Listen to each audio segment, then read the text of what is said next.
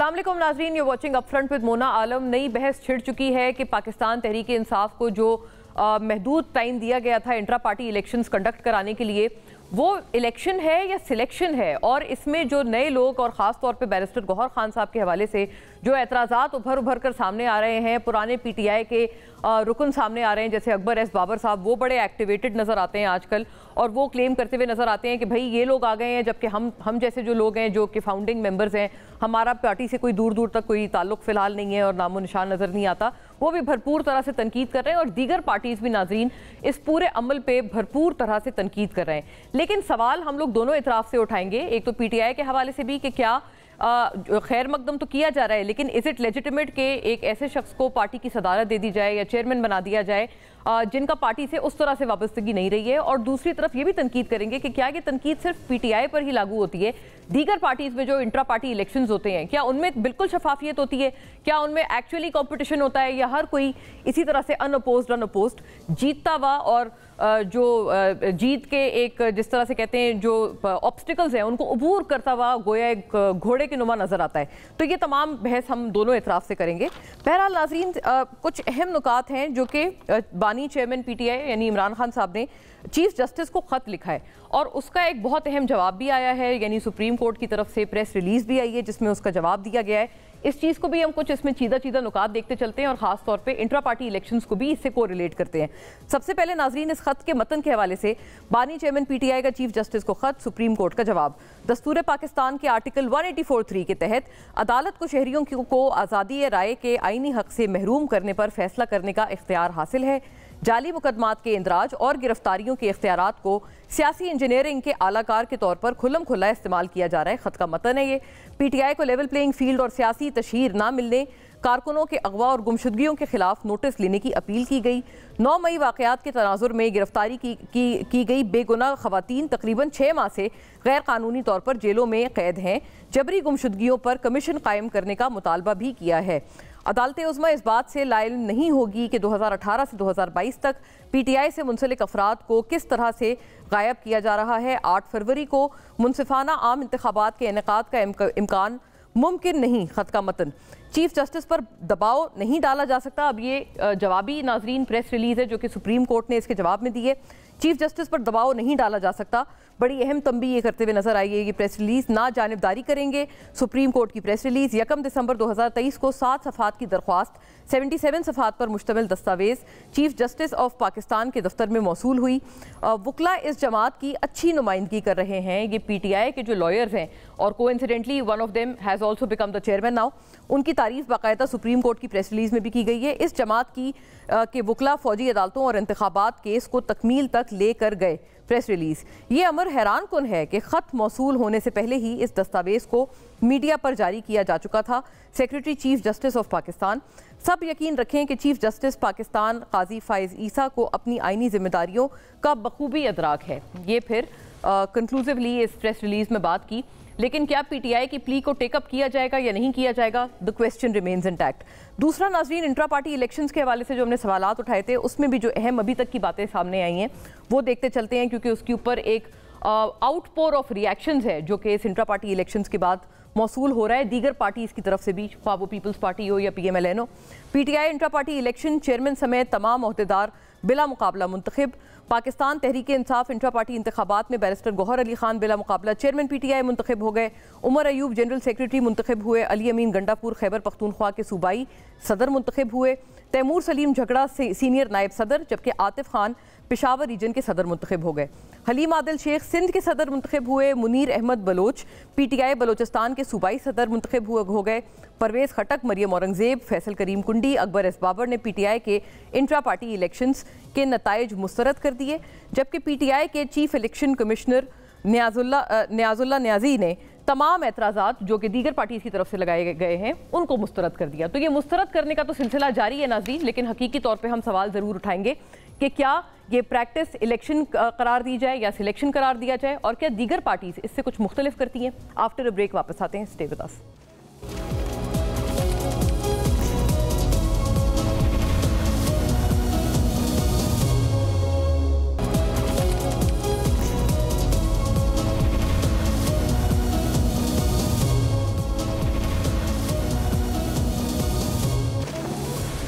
Welcome back नाजरीन। वही सवाल उठाते हैं जो ब्रेक से कबल इब्तिदाई में मैंने अर्ज़ किया कि दीगर जो पार्टीज़ हैं वो बहुत इंटरेस्टेड नज़र आती हैं पाकिस्तान तहरीक इंसाफ के इंट्रा पार्टी इलेक्शंस और उस पूरी एक्सरसाइज में। इसकी क्या वजह है? क्या वाक़तन इतनी बड़ी ज़्यादती की गई है पीटीआई के इस इंट्रा पार्टी इलेक्शन में, जिसकी बुनियाद पर तमाम पार्टीज़ जो हैं इस पर बरमला बता रही हैं कि ये किस कदर ज़्यादती जो है वो की गई है। और सबसे बड़ा सवाल ये है कि क्या इसके बाद जो पार्टी का सिंबल है यानी कि बैट बल्ला वो इंटैक्ट रहेगा या नहीं रहेगा, ये ज़रूरी सवाल उठाएंगे। और नाजरीन, जब हम सिलेक्शन और इलेक्शन की बात करते हैं तो बिलावल साहब ने, क्योंकि रोज़ बिलावल साहब अपने बयानात में इजाफा करते हैं और ये जो चीज़ है जो उनके एप्रीहेंशंस हैं या उनके गिले शिकवे हैं उनको कंसोलिडेट करते हैं।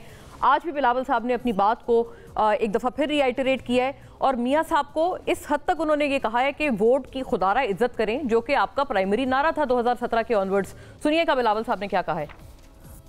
मेरा मुतालबा है मियाँ साहब से इंतजामिया के बजाय अपना नजरिया पे, अपना मंशूर पे इलेक्शन लड़े, वो वोट को इज्जत दिलवाए, वोट का बेइज्जती ना करे। जी नाजरीन, इस बहुत ज़रूरी मामलात पे एक तफसीली रोशनी डालते हैं, फैसला कुन बहस करने की कोशिश करते हैं। फैसल करीम कुंडली साहब यहाँ मुझे ज्वाइन कर रहे हैं स्टूडियो से। पाकिस्तान पीपल्स पार्टी के स्टॉलवर्ट हैं, सेक्रेटरी इत्तलात भी हैं अपनी जमात के, साबिक वज़ीर। वेरी वार्म वेलकम आपको।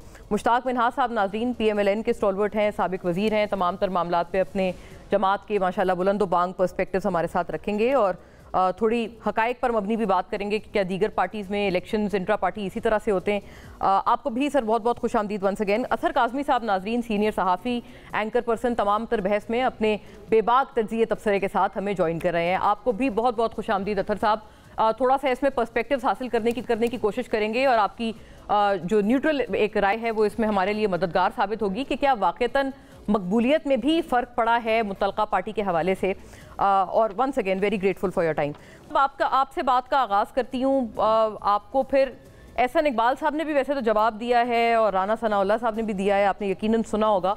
लेकिन ये क्या वजह है कि ये इलेक्शन सिलेक्शन और इस हद तक कहना कि वोट को इज्जत दें, वोट की बेइज्जती ना करें, ये इलेक्शन अभी हुआ ही नहीं है, आपने उनको पहले ही जिता दिया है।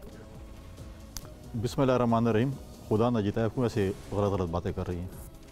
पहली बात तो यह कि देखें, हमने एक अच्छा टाइम गुजारा PMLN के साथ। हम अपोजिशन में भी, हम 2008 में हुकूमत में रहे, फिर वो हमसे अलहदा हुए, फिर हम PDM हमारी हुकूमत बनी, फिर हम PDM से निकले, फिर हम इत्तेहादी जमात बने। तो पॉलिटिक्स में अलायंस और अपोजिशन चलती रहती है, लेकिन हमने कम से कम, हमारा पाकिस्तान पीपल्स पार्टी का ये है कि हम कम से कम अपोजिशन भी करें, क्रिटिसिज्म करें, लेकिन इखलाक के दायरे में रहते हुए करें। ये ना हो कि हम इखलाक आके कल हम अगर अक्रॉस द टेबल कहीं बैठे तो कम से कम आंखें मिला सकें। ऐसे ही होना चाहिए। जहाँ तक बात है, देखिए मियाँ साहब जब लंदन में थे और जब हमारी PDM की मीटिंग थी, और आपको याद है कि पहला जलसा जब गुजरांवाले में था, मियाँ साहब की कितनी सख्त तकरीर, इस बात आप लोगों ने दिखाना भी छोड़ दिया था कि मैं गिरबानों से ही पकड़ूंगा और मैं हिसाब लूँगा। और फिर उससे पहले जब वो लंदन जा रहे थे और जलसे कर रहे थे कि वोट को इज़्ज़त दो और मुझे क्यों निकाला, हम कहते हैं वही चीज़ होनी चाहिए। हम कहते हैं कि जो चीज़ें हमने उस वक्त कही थी कि ये चीज़ नहीं होनी चाहिए, तो वो नहीं होनी चाहिए। आवाम को एक फैसला करना चाहिए, आवाम को मैंडेट देना चाहिए, जिस जमात को भी करे। हम कहते हैं हम तैयार इलेक्शन के लिए, और हम कहते हैं आज अगर इलेक्शन हो रहे हैं और अगर वो आवाम PMLN को वोट करती है, PTI को करती है, पीपल्स पार्टी को होते हैं, आवाम का होना चाहिए कि वो किसको वोट कर रही हैं। ये ना होना चाहिए कि ये तासुर नहीं देना चाहिए जो कि हमेशा ये देते हैं कि जो है वो इदारे जो हैं उसके अंदर इन्वॉल्व हैं, इदारे में जितवाएंगे या चीज़ें करेंगे। अरे ऐसा तासुर किसने दिया? देखें, एक सीरीज़ ऑफ इवेंट्स हुए हैं। अच्छा, आपके प्रोग्राम में डिस्कस हुए। लंदन से रवाना होते हुए फॉरेन ऑफिस का जो इवेंट था, पंजाब हुकूमत का जो इवेंट था, फिर लाहौर के जलसे के बाद इन्होंने हैंड ब्रेक खींच ली। उसके बाद कोई प्रोग्राम, कोई देखा हमने उसके बाद प्रोग्राम हुआ, ठीक है। हमने तो उसके बाद देखे, हमने खैबर पख्तूनख्वा में हमने एक, अच्छा यानी अब कहते हैं जलसा नहीं हुआ, अवामी जो राब्ता मुहिम थी वो बंद कर दी इन्होंने। अवाम में जा ही नहीं रहे ना। अच्छा, ये एक मैटर ऑफ कंसर्न। आप मुझे बताएं कहाँ पर अवाम का रिस्पॉन्स है। और हक तो ये है कि मियाँ साहब काफिर से बाद आए, उन्होंने 16 महीने हुकूमत उनकी पार्टी ने की, लोग उनको दावतें दे के आए, हमारे कन्वेंशन हैं, हमारे हल्के में आए, ठीक है। अब प्रॉब्लम यह कि हमने 6 कन्वेंशन बिलावल साहब ने KP में किए, मिट्टी में एक बहुत बड़ा जलसा किया। उसके बाद हमारा क्वेटा में अभी यौम तासीस था। 7 तारीख से दोबारा बिलावल साहब KP के सेकंड फेज ऑफ कन्वेंशन में जा रहे हैं। ये इलेक्शन मुहिम नहीं है, इलेक्शन मुहिम शुरू हुई हमारी इलेक्शन शेड्यूल के बाद। ओह अच्छा, ये भी मुहिम भी नहीं है, सिर्फ हमारे वर्कर कन्वेंशन, और हम अपना मोबिलाइज कर रहे हैं, एक पैगाम लेके जा रहे हैं, हमारा मैनिफेस्टो भी आ रहा है और हम अवाम में जा रहे हैं और हम भी कह रहे हैं कि इलेक्शन हो। पीएमएलए से तो हमने नहीं सुना कभी आप प्रेस कॉन्फ्रेंसेज में कि जी आज भी उनकी प्रेस नहीं, आज तो वो ये कह रहे हैं कि आप कह सकते हैं कि हम कराची जैसा बना दे, लाहौर जैसा कराची बना देंगे। आपने इतने साल वहाँ हुकूमत की है, राना सनाउल्लाह साहब ने कहा है। ना आप ये कह सकते हैं और वो कहते हैं, ना पीटीआई ये कह सकते हैं कि हम लाहौर जैसा पेशावर बना देंगे। जो लाहौर, जो मैंने पहले भी कहा था, जो लाहौर इनका गढ़ था ना, वो इनके लिए गढ़ा साबित हो रहा है। लाहौर में जा नहीं सकते, जाए ना, कन्वेंशंस करें, मूवमेंट करें, पता चल जाएगा। बड़ी अहम बात। दूसरी बात हम कहते हैं कंपैरिजन करें। हमारी हेल्थ फैसिलिटीज़ जो सिंध की हैं, ये हमें बता दें कि लाहौर में कौन से अस्पताल में इन्होंने जितनी हुकूमत की है फ्री इलाज हो रहा हो, जिसमें दिल के अमराज का फ्री हो, किडनी ट्रांसप्लांट फ्री हो, लिवर ट्रांसप्लांट फ्री हो, साइबर नाइफ की इलाज फ्री हो, ये हमें बता दें। ठीक है, जैसे गंबत हॉस्पिटल है, सारे हम कहते हैं कोई भी ये बता दें। उसके और भी मिसालें हैं, उसकी और मिसालें, वो मैं खैर बात हो, जैसे अभी हमने कहा, हमने सैलाब आया, पूरे पाकिस्तान में आया, इस वक्त 20 लाख घर कच्ची खवातीन को मालकान हकूक के साथ मिल रहे हैं, सिंध हुकूमत बना रही है और उनको मालकान हकूक खवातीन को दे रहे हैं। और हमारे वादे लोगों के साथ कि हमारी हुकूमत आएगी, हम इसी तरह SIUT NICVD पूरे पाकिस्तान में और कच्ची आबादियों को जो है SIUT एक बड़ा एग्जेम्पलरी इदारा है, कोई शक नहीं। Mushtaq last one liner Ehsan Iqbal sahab, Ehsan Iqbal साहब ने जो आज हमें कहा, पहले एहसन इकबाल साहब अपनी पार्टी के दोस्तों को जवाब दें। अच्छा, मैं पूछती हूँ उनसे, बड़ी अहम बात आपने पार्टी के अंदर उनके ऊपर सवालात हुए, उनकी जो मिनिस्ट्री पे सवालात हुए, उन्होंने जो लोकल गवर्नमेंट की बात की, दानियाल अजीज साहब जिन्होंने वो जो है, अब उन्होंने सवाल किया, इन्होंने नोटिस दे दिया। सही है, आपने यही किया मुश्ताक मिन्हाज साहब, आपके अपने पार्टी के अंदर से जो ग्रीवेंसेस उठ रहे हैं। और दूसरी बात, ये जो अवाम में ना जाने का शिकवा है, ये भी बड़ा वजह है। वो कहते हैं एक दफ़ा 21 अक्टूबर को तो चलें आपने जलसा किया, पीपल्स पार्टी का ये ख्याल है कि वो जलसा आपने कुछ सपोर्ट के साथ किया, कुछ फैसिलिटेशन के साथ किया, इसी वजह से वो कुछ साइजेबल था, वरना आप लोग दीगर जो आपने हैंड ब्रेक क्यों खींच दिया उसके बाद से? बड़ा ज़रूरी सवाल है जी।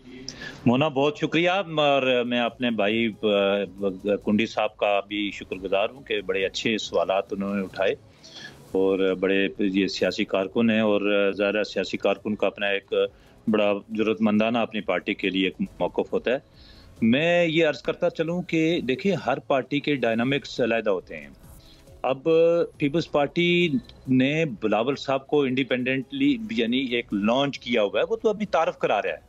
वो उसने अभी इलेक्शन मुहिम वाकई नहीं शुरू की, वो अभी पेशावर जाएगा, अपनी शक्ल बताएगा, वो बताएगा पहले ठीक है कैसे क्या करना है, मैंने कोई उर्दू भी ठीक करनी है, कोई बाकी चीज़ें भी ठीक करनी है, बाकी मामलात भी ठीक करने हैं।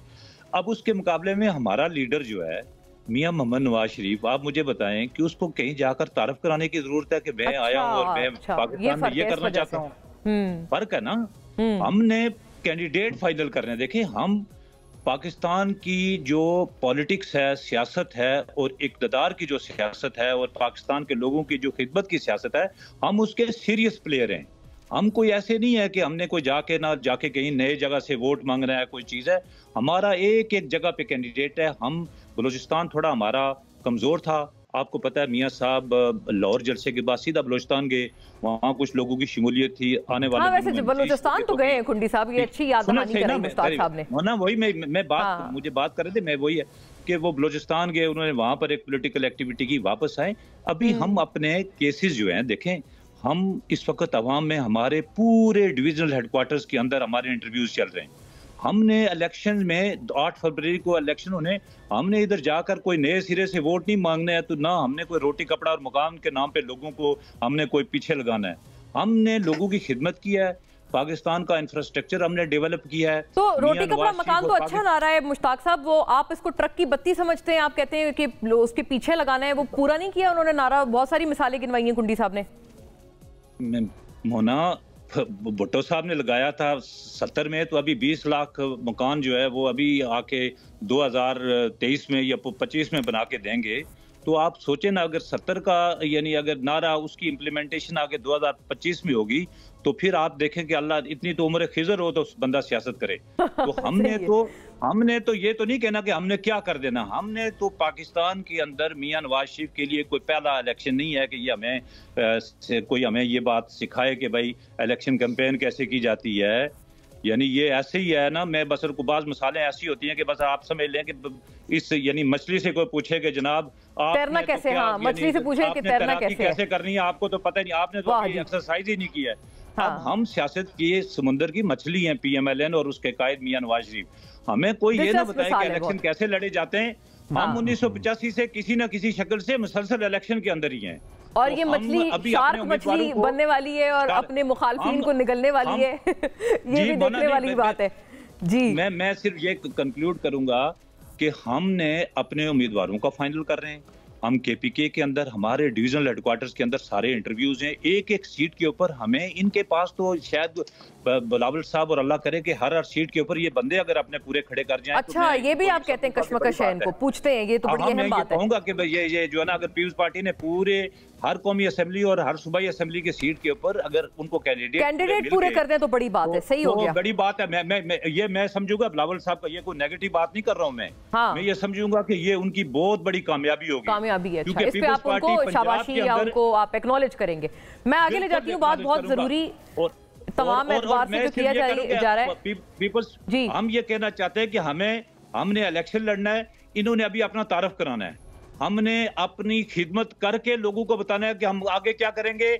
इन्होंने 1970 के इलेक्शन में जो है ना आके उन्होंने, सही है, ये वैसे अहम बात है। मुश्ताक साहब, मैं आती हूँ इसकी तरफ, क्योंकि इत्तेहादी भी तो ढूंढ रहे हैं ना, आप भी ढूंढ रहे हैं और पीपल्स पार्टी भी ढूंढ रहे हैं, लेकिन आपका मुतालबा, ये जो क्लेम है पीपल्स PMLN का, वो ये है कि आप तो 2/3 बासानी जीतेंगे, उसके बावजूद ज़ाहिर है इत्तेहाद तो फिर भी तलाश किए जा रहे हैं। मैं ये एक बड़ा जरूरी सवाल है, इस तरफ आऊंगी। काज़मी साहब से मैं पहले इनका जी आप बात बाकी कर रहे हैं, लेकिन हम चूंकि इस वक्त इलेक्शन फेज के अंदर हैं, हम अपने उम्मीदवार फाइनल करके, हमारे उम्मीदवार अपने जो है ना कैंपेन के अंदर 2 माह से लगे हुए, हमें किसी घर में जाने की जरूरत नहीं है ना। अपना तारफ पंजाब में, सिंध में, बलूचिस्तान में पहली दफा बिलावल साहब को उन्होंने भेजा है। कुंडी साहब ने इस बात पे वो मुस्कुराए हैं, मैं वजह भी जानती हूँ, लेकिन काज़मी साहब, आप बहुत, आपकी मच अवेटेड आरा मेरे लिए बहुत इंपॉर्टेंट है। ये अब जो इंट्रा पार्टी इलेक्शंस का मामला है, आप देखें जो अपने PTI के लोग हैं वो तो इसकी तारीफ कर रहे हैं। झगड़ा साहब ने ट्वीट किया है, जबकि वो बड़े पुराने अपनी पार्टी के और साबिक वजीर हैं अपनी पार्टी के। वो कहते हैं बैरिस्टर गौहर के इलेक्शन पे पैगाम, खानदान से बाहर ये जिम्मेदारी देकर एक बार फिर ये साबित होता है कि PTI वाहिद पार्टी है जो गैर रिवायती सियासत कर सकती है, और इसीलिए लोग इमरान खान से नहीं हिल रहे। ये कोशिश PTI के खिलाफ नाकाम हुई है, क्योंकि अवाम को इमरान खान पर एतमाद है। हम सब 8 फरवरी को इसका इजहार ज़रूर करेंगे इंशाल्लाह।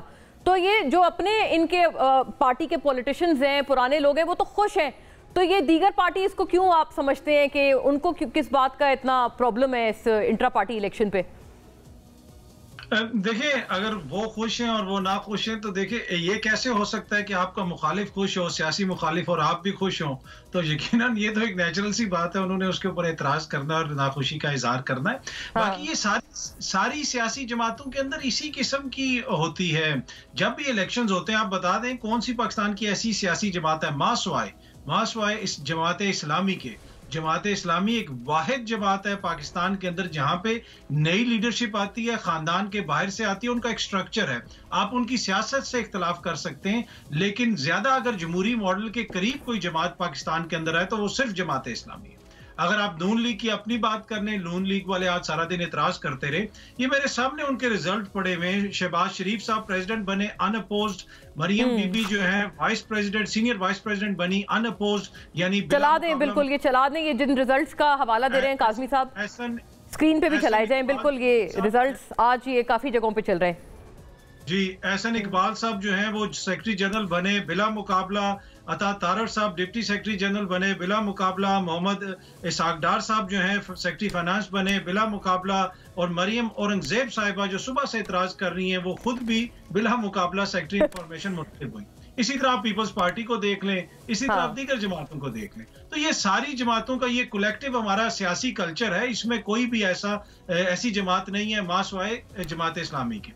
अब ये है कि क्या इसमें तब्दीली होनी चाहिए? जी यकीनन तब्दीली होनी चाहिए, नई सियासत में हो, नए लोग सामने आए। बिलावल साहब ने भी पिछले दिनों फरमाया कि हमने पुरानी सियासत को तब्दील करना है, नए आइडियाज के साथ आना है। उन्होंने तो बुजुर्गों को घर बैठने का भी कह दिया, लेकिन बुनियादी चीज ये है कि सोच नहीं होनी चाहिए, सियासत नहीं होनी चाहिए, पुराने तरीकों को हमें आप भूलना चाहिए। आपकी उम्र मैटर नहीं करती, आपकी उम्र 70 साल हो या आपकी उम्र 17 साल हो, अगर आप वही बड़ी अहम बात है पीछे फंसे रहेंगे तब आपका सियासी कल्चर तब्दील नहीं होगा। और जिस तरह अभी कुंडी साहब ने कुछ बातें की कि उनकी जमात भी कोशिश कर रही है, मुश्ताक मिनाज साहब की जमात भी कोशिश कर रही है, और ये सारी सियासी जमातों का जो है ना हक है, चाहे वो पीपल्स पार्टी हो, पीटीआई हो, नून लीग हो, वो अपनी अपनी सियासत करें। सिर्फ इसमें एक चीज मैं थोड़ी सी ऐड करूंगा, वो जो कह रहे थे कि हमें तारुफ की जरूरत नहीं है और पीपल्स पार्टी वालों को तारुफ की जरूरत है।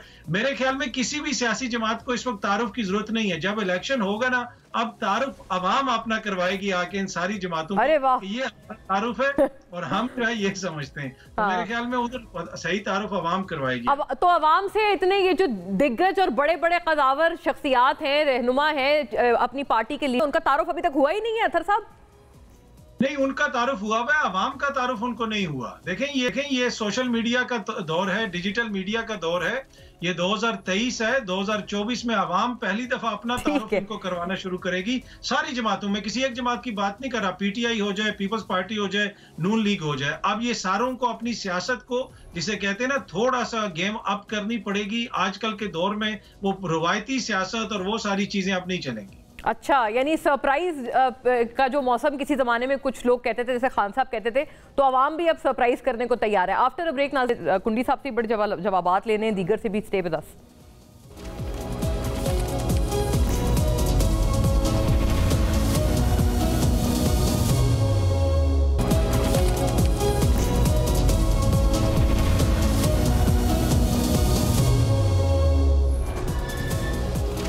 वेलकम बैक नाजरीन। बहुत अहम सवालात हैं जो कि कुंडी साहब की तरफ मैं फ़ौरन पेश करती हूँ। कुंडी साहब बताइएगा, अभी हर किसी को तारुफ देने वाले तो दिन नहीं है ना नवाज शरीफ साहब के, डायनामिक्स मुख्तलिफ हैं, उनको सारे लोग जानते हैं। देखिए मतलब बात यह है कि मुश्ताक साहब को तो मैं जवाब दूँगा, लेकिन देखें एक चीज़ होती है, एक पीरियड होता है, एक लोग सियासत करते हैं, एक टाइम होता है, 15-20 साल करते हैं, आप सीनियर बन जाते हैं और उसके बाद आप यंगस्टर्स को इंट्रोड्यूस कराते हैं। ठीक, पाकिस्तान पीपल्स पार्टी ने बिलावल भुट्टो ज़रदारी साहब को प्राइम मिनिस्टर कैंडिडेट बनाया, उसको लॉन्च भी किया, सब कुछ किया, सारा कुछ। और आप देखें कि पिछली 16 महीने की हुकूमत में अगर सबसे बेहतरीन मिनिस्ट्री किसने चलाई थी तो फॉरेन मिनिस्ट्री थी, और हम इसमें कंपेरिजन करने को तैयार हैं। अब देखें, हम तो ये कहते हैं, मैं कोई वो नहीं है, आए PMLN के यंगस्टर्स आएँ, मतलब है कि यंगस्टर्स कहूँ या ना कहूँ, मरियम साहबा को भी हम यंगस्टर्स कह देते हैं क्योंकि इमरान खान यंगस्टर थे तो इनको भी यंग कह देते हैं। आए हमजा शहबाज, बड़ी मुश्किल से आपने कहा है, चलिए शी इज़ ग्रैंड मदर था ना, खुदा उनकी हयाती करे, हाँ। और उनके बच्चों की भी हयाती करे और उनके नवासों की भी हयाती करे, आमीन। तो उसमें जो है उसके बाद जो है मुनसिल आई हैं, मौलाना साहब के बेटे हैं, यंगस्टर्स हैं, इनको आने दें, ये चीज़ें गलतियों से सीखेंगे भी, और चीज़ चलती रहती है सीनियर की उसमें। अब जो है ना, मुश्ताक साहब ने कहा कि रोटी कपड़ा मकान, बिल्कुल हम उस नारे पे हैं। 77 का नारा नहीं है क्या? गुर्बत ख़त्म हो गई है लाहौर में, कश्मीर में गुर्बत ख़त्म हो गई है क्या आप जो है मतलब है समझते हैं कि लोगों को जो है सब कुछ है? हमने इसलिए घर बनाए थे कि उन लोगों के घर सैलाब में गिरे थे और हमने लड़के शहबाज शरीफ से ली थी, हमने बजट पास नहीं करा, बड़ा मसला बना हुआ था उस टाइम, बजट पास नहीं हो रहा था। हमने 35% लोगों की तनख्वाहें बढ़ाई थी, मजबूरी थी, वरना तो अपने दौर में हमने 120% बढ़ाई थी। नहीं, जब बढ़ गए थे तो फिर तो बड़े खुश थे, बिलावल साहब ने बहुत थैंक यू किया था और इसलिए किया था कि हम लोगों का मुकदमा लड़ रहे थे, हम प्राइम मिनिस्टर नहीं थे, हम फाइनेंस मिनिस्टर नहीं थे। हमने BISP जो एक फलाई मंसूबा लोगों के लिए रवाना किया। आप उस गरीब खातून से पीछे, देहात वाले से जिसको पैसे मिलते हैं, जिनके मजाक उड़े रोटी कपड़ा मकान की, ये रोटी कपड़ा मकान है। आप थर्ड कोल में जाए, अब चीज़ें अगर CPEC की बुनियाद आसिफ अली ज़रदारी साहब ने रखी है तो हमने बनाया। भाई गवादर पोर्ट किसने हवाले किया था चाइना के? स्टार्ट किसने किया था? कौन आए थे? 13 दौर पे जो तनकीद कर रहे थे किस लिए किए थे चाइना के? तो इसी वजूहत से हो रही थी। थर्ड खोल में अगर आप जॉब्स देखें, बेनजीन का सपोर्ट प्रोग्राम देखें, ये चीज़ें NIC वीडियो SIU2 मैंने गिनवाया ना, ये बता दें लाहौर में कौन सा अस्पताल है जिसमें पाकिस्तान से लोग जाते हों और फ्री इलाज होता हो? वो भी PTI वाले तो गिनवाते थे, शौकत खानम वो कहते थे हमने बनाया। उनका प्राइवेट हॉस्पिटल, सरकारी अस्पताल, देखिए सरकारी। अब ये कहते हैं कि चीज़ें जो है ना, अब जो कहते हैं हम बलूचिस्तान गए, अब मजे की बात होती है, अगर वो क्लिप शेम वाला चला देते हमें भी शर्म आ जाती थोड़ी सी। वो जो पुराना क्लिप है मरियम नवाज साहब, और कहते हैं हम तो बलूचिस्तान हमारी पार्टी थे बाप के, चलो वो कहते हैं वो लोग चले गए ना जिन लोगों की वजह से वो शेम कर रही थी, अच्छी बात है। मियां साहब जब लंदन से आए हैं तो उनके ऊपर भी किसी ने सियासी बाप ने हाथ रख लिया कि चलो आप सियासत शुरू कर लें। अच्छा, सियासी बाप, आप पार्टी की बात कर रहे हैं? हाँ, आप कह रहे अच्छी बात है उनकी। हम तो कहते हैं पॉलिटिकल लोग हैं, इनके साथ डायलॉग्स होती है। मुश्ताक साहब मुस्कुरा रहे हैं, कभी आएंगे कभी जाएंगे। अब ये कहते हैं कि हम तारुफ करेंगे, भाई आपने तो 120 का दावा कर रहे हैं ना। हुकूमत हमजा शहबाज वजीर आला, शहबाज शरीफ वजीर आजम, 20 जिमनी इलेक्शन नहीं जीत सके। जीते उन्होंने। वो जो आप पीटीआई के दौर में हुए थे, आप उसकी इनका दौर अभी जो हुए थे, इनफैक्ट हमने कहा था कि हमने कहा इकट्ठे लड़ते हैं, 20 इलेक्शन जीत सके। अब लोग ये कह रहे हैं कि देखें सिलेक्शन और लाड़लापन नहीं होना चाहिए। अगर ये चीज होगी, अगर इमरान खान के लिए दूध में पानी डाला गया, इसके लिए पानी में दूध डाला जाएगा, फिर अच्छा, फिर जाके बनेगा।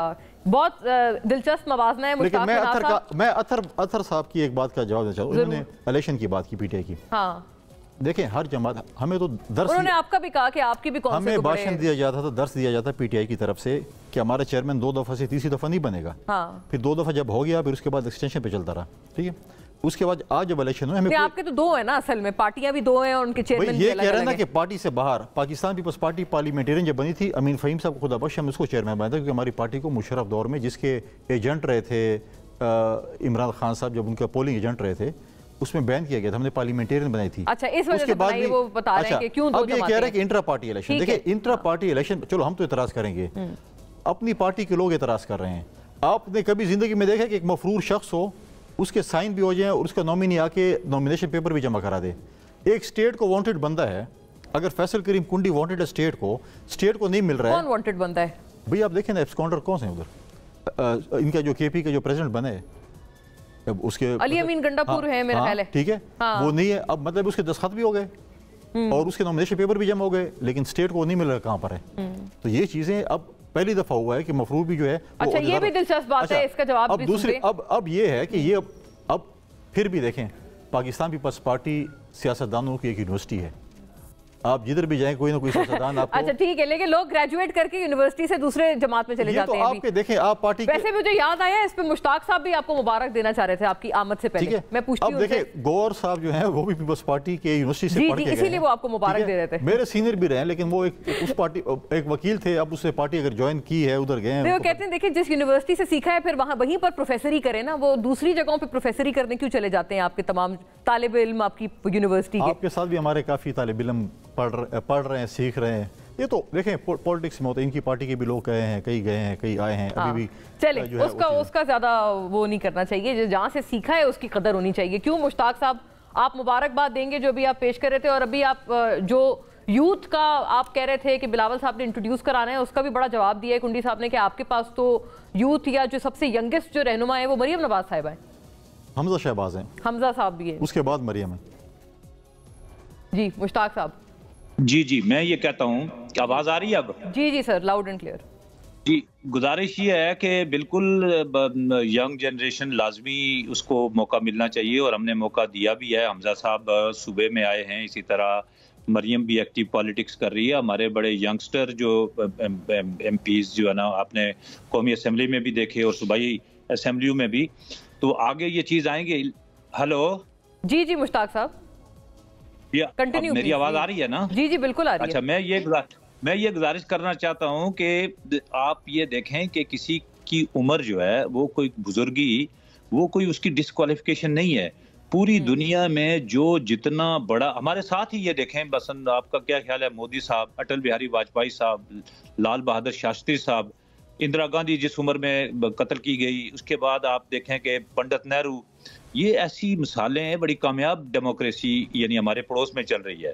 तो लोग जो हैं वो आप देखें, नरसिम्हा राव साहब में भूल गया था बीच में। हाँ। तो बड़ी जो है वो बड़े सीजन जो ना आज भी, यानी आप लेकिन आप देखें ना सर, वो कह रहे हैं कि ये डीमेरिट नहीं है, वो कह रहे हैं आप असल में किसी के यंग होने को डीमेरिट कह रहे थे ना, जैसे भी आप कह रहे थे नहीं, माशाल्लाह, नहीं, मैंने बिल्कुल नहीं। बिलावल साहब में बहुत टैलेंट है और बिल्कुल ठीक है, उन्होंने बड़ी अच्छी मिनिस्ट्री चलाई, बड़ी मैच्योरिटी की उन्होंने बातें की, अभी भी बड़ी मैच्योरिटी की बातें कर रहे हैं। अभी उन्होंने उनका या उनकी जमात का टारगेट PMLN है, तो हम भी वेलकम कहते हैं। हम कहते हैं देखें, सियासत में यानी उसी पार्टी को आप टारगेट करते हैं जिससे आपको खतरा महसूस करते हैं, तो ठीक है वो करें, लेकिन हम ये जरूर कहना चाहते हैं कि कम से कम वो बातें कतई ना करें कि जिस बातों के ऊपर आप उस कसौटी के ऊपर आपको अपने आप को देखें तो आपको थोड़ी बहुत महसूस हो कि जी, जैसे बहुत सारी बातें। अब इलेक्शंस की बात भी हो रही है, कहते हैं कि जो है ना, लाडला मियां नवाज शरीफ को लाडला प्लस हो गया। अब जो शख्स 3 बार वजीर आज़म रहा पाकिस्तान की तारीख में, और हर बार उसके साथ उसकी लड़ाई एस्टेब्लिशमेंट के साथ हुई, उसकी लड़ाई जो है ना असलम बेग के साथ हुई, उसकी लड़ाई आसफ नवाज के साथ हुई, जनरल करामत के साथ हुई, मुशर्रफ के साथ हुई, आप देखें राइल शरीफ के साथ, जो भी आप कहें। अब उसको आप ये कहें कि एक आदमी पूरी जो है ना, मैं एक वो दे सकता हूँ कहाँ? मुझे ये बताएं, पीपल्स पार्टी की गवर्नमेंट आई, मैं नहीं कहता कि कंप्रोमाइज नहीं करना चाहिए, लेकिन बेनजीर भुट्टो बड़ी, आप समझ लें 88 में बहुत बड़े मार्जिन के साथ जीत के, और आप देखें कि वो आई, लेकिन इसके बावजूद भी उसे एस्टेब्लिशमेंट की बात सुनना पड़ी। आप देखें कि फाइनेंस मिनिस्टर, बहुत आपने अहम बात की है मुश्ताक साहब, यानी आप कहते हैं कि ये पावर में आने का तकाजा होता है, वो तो फिर सर एक्चुअली जी सर, वो तो यही बात कर रहे हैं कि देखें, हाँ ये तो फिर आपने सिंपल बात कर दी, वो तो वो खुद भी यही कह रहे हैं। और ये लोग, ये बेनजीर भुट्टो ने, ये देखें, आप सोचें ना कि पीपल्स पार्टी ने कितनी कुर्बानी, भुट्टो साहब की शहादत की कुर्बानी से बड़ी कुर्बानी पीपल्स पार्टी बता सकती है, या बेनजीर भुट्टो की शहादत की कुर्बानी ये कम है? लेकिन आप ये देखें कि वहां पर भी आपको साहबजादा याकूब अली खान को, यानी आप कहते हैं एस्टेब्लिशमेंट से कॉम्प्रोमाइज करना पड़ा, आपकी मतलब आम फहम ज़बान में ये नहीं, आप, मैं कंप्रोमाइज, आप खुद सोचे, मैं तो एक सवाल रख रहा हूँ ना, वो उसका जवाब तो वो देंगे। दूसरी बात यह है कि उन्हें साहबजादा याकूब अली खान को फॉरेन मिनिस्टर रखना पड़ा, और सियासत की सितम ज़रीफी देखें या अच्छी बात देखें या कंप्रोमाइज करने की बात देखें, कि हमें जो है ना, वो हमारी जब प्राइम मिनिस्टर था शहबाज शरीफ, तो फिर वहां पर आपको बिलावल भुट्टो जरदारी वजीर खारजा रखना पड़ा। आप खुद देखें कि ये होता रहता है, आपको रखना पड़ा था ये यानी कि मुश्ताक साहब, आपने बड़ी अहम बात की है कि बिलावल साहब आपको वजीर खारजा रखना पड़ा, कोई दबाव तो नहीं था इसका? नहीं, मैं इसको नेगेटिव ना रखेंगे, रखना पड़ा कि मकसद है कि जैसे साहबजादा याकूब अली खान आखिर बीबी का फॉरेन मिनिस्टर रहा ना, तो हमारी माजी में बड़ी तल्ख यादें थी, लेकिन हमने जब देखा कि मुल्क के लिए अगर कहीं बैठना पड़ा, तो आपकी वही वाली बात है, बिल्कुल वही बात। नहीं मोना, देखे आप इस वक्त तीली लगा रही हैं, मैं तीली नहीं लगाना चाहता, मैं पॉजिटिव बात करना चाहता कि सियासत में ऐसे तकाजे हैं। आप हकायक पर बात कर रहे हैं मुश्ताक साहब, मैं अप्रिशिएट करती हूं।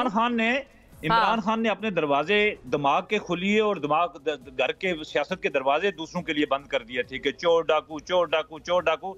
आज देखें कि आपको 22 साल, बिल्कुल आप कह रहे हैं कि ठीक है, मैं तीली नहीं लगा रही, लेकिन मैं ये बात जरूर कर रही हूँ कि आप कह रहे हैं जदोजहद के बाद मोना, ये चीजें करनी पड़ती हैं, के बाद एक रियलिस्टिक बात कर रहे हैं, जिसको अपना 26 साल जदोजहद के बाद एक कारकुन नहीं मिला जिसको अपना वो जानशीन बना सकें, यानी खोसा साहब, एतजाज हसन, अपना अभी बैरिस्टर गोहर, और मैं सारे मांगे तांगे की जो जितने मामलात हैं वो सारे उसके साथ अब वही रह गए हैं जो कि किसी और जमात से आकर उसकी जमात को जिन्होंने संभाला है।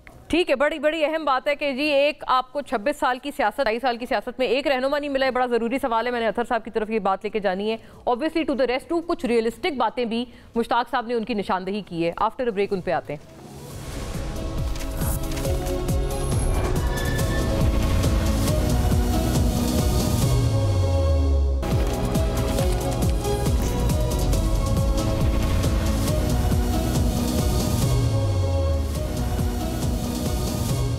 वेलकम बैक नाजरीन। अतर काज़मी साहब, बहुत दिलचस्प बातें ब्रेक से पहले हुई हैं। कॉम्प्रोमाइज़ जो है वो हकीकतमंदाना चीज़ है और बहुत लोगों को वो कुछ करना पड़ता है, जो कि ज़ाहिर है प्रैक्टिकल होता है, लेकिन थ्योरी उसकी जो है theoretically may be it's not too correct. Mushtaq sahab की वो बात, और अभी कुंडी साहब ने एक बड़ी दिलचस्प बात की। उन्होंने कहा इमरान खान साहब को अगर जिताने के लिए दूध में पानी मिलाया गया था, तो इनको नवाज शरीफ साहब को जिताने के लिए उन्होंने कहा कि पानी में दूध मिलाना पड़ेगा। ये बहुत अहम बात की है उन्होंने। देखिए, इशू ये है कि क्या पाकिस्तान की जो सियासी जमातें हैं उनकी सियासत का महवर पाकिस्तान के अवाम है? क्या उनकी सियासत जो है कहीं पे कॉम्प्रोमाइज पाकिस्तान की आवाम के लिए कर रही है? तो फिर तो ठीक है, उसकी गुंजाइश है, आपको करना पड़ता है, आवाम के लिए बहुत सारी चीजें आपको करनी पड़ती हैं। लेकिन हमें ऐसा लगता हो सकता है ये तासुर गलत हो, लगता है ऐसे है कि जाती मफादात में अक्रॉस द बोर्ड बात कर, आपकी जो सियासी जमातें होती हैं उनको अपनी सियासत ज्यादा अजीज होती है और उसमें भी चंद शख्सियात के गिर्द वो सियासत घूमती रहती है। जरदारी साहब ने बिलावल साहब के हवाले से जो फरमाया कि वो भी थोड़ा सा ना तजर्बाकार हैं, अभी उनकी ट्रेनिंग हो रही है, तो पूरी जमात उनके हवाले नहीं की जा सकती। साथ ही उन्होंने ये भी कह दिया कि वो उनको जो है वजीर आजम बनवाना चाहते हैं, तो उनकी इतनी ट्रेनिंग नहीं है कि वो अपनी जमात संभाल सकें, लेकिन 24 करोड़ अवाम का जो मुल्क है वो उनके हवाले हम कर दें। इससे आप अंदाजा लगा लें। बड़ी आपने एनालॉजी ढूंढी है। ठीक है। हाँ, दूसरी जमातों में भी आप देख लें, दूसरी जमातों के अंदर भी आप देख लें, आप पीटीआई को देख लें, उस्मान बुज़दार साहब जो है वो अली मोहम्मद खान साहब कहते हैं कि उस्मान बुज़दार हमारा तल्ख तजर्बा था, आपका तल्ख तजर्बा नहीं था। वो पंजाब की 12 करोड़ आवाम, जाहिर है आवाम ने उसको भुगता है उस तजुर्बे को। वो तलखियां झेली हैं जो पंजाब में जो वो करते रहे और सबसे पहले छोड़ के भी चले गए। इसी तरीके से आप नून लीग को भी देख लें, क्या नून लीग की सियासत भी क्या खानदान से बाहर निकलती है कि कोई और, मतलब कि जो टिकट देने वाली कमेटी है उसके सरबराह भी इसहाक डार साहब हैं, उन्होंने जिंदगी में कभी इलेक्शन लड़ा है? उनको पता है कि इलेक्शन जो है किस तरीके से लड़ते हैं। तो ये इशू है, ये मेरा ख्याल है लड़ा है काज़मी साहब, आई थिंक डार साहब ने इलेक्शन लड़ा है बैक इन द 90s। मेरे ख्याल में बस वो सियासी तारीख से वाकिफ नहीं है, लड़ा है उन्होंने। ये कौन से साल में सर लड़ा था? जी मैं आपको साल भी बता सकता हूं, लेकिन ये है कि अभी आप उसको गूगल कर ले, लेकिन ये है कि वो लाहौर सिटी से सुने से मैं आपसे 100% एग्री करता हूं कि उन्होंने लड़ा होगा, पर अगर आपको नहीं याद तो जिस नौजवान को आप अपनी तरफ कायल करना चाहते हैं या माइल करना चाहते हैं उसको बेचारे को क्या पता।